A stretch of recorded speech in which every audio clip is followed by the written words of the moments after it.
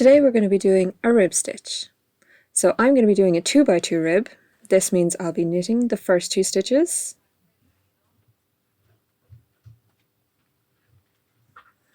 and then purling the next 2 stitches.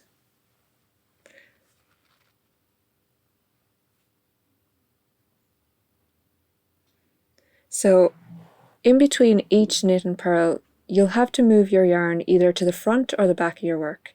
So when you're knitting, the yarn is held at the back of your needles, and then you need to bring the yarn around to the front so that you're able to do the purl stitches. See here, after the purl, I'm going to move my yarn to the back, work my 2 knit stitches,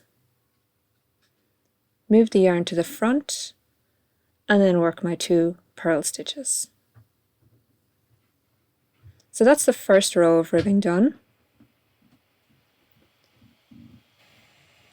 You can see here that the stitches sit a little differently from each other, and they kind of group together in 2s.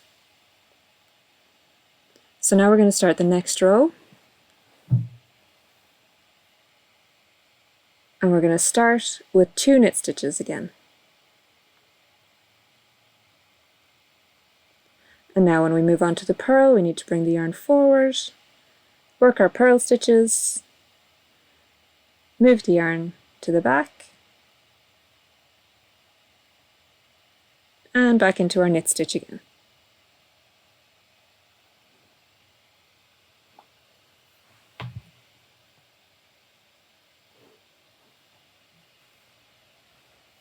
The more rows you do, the more obvious it'll be if you're supposed to be knitting or purling.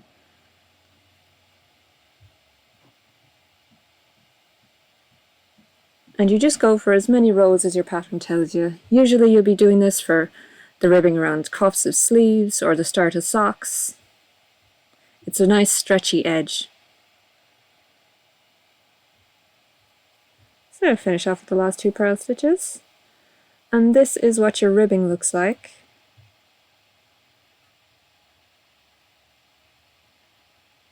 So you can see it's like a mix of stockinette, side by side, front and back.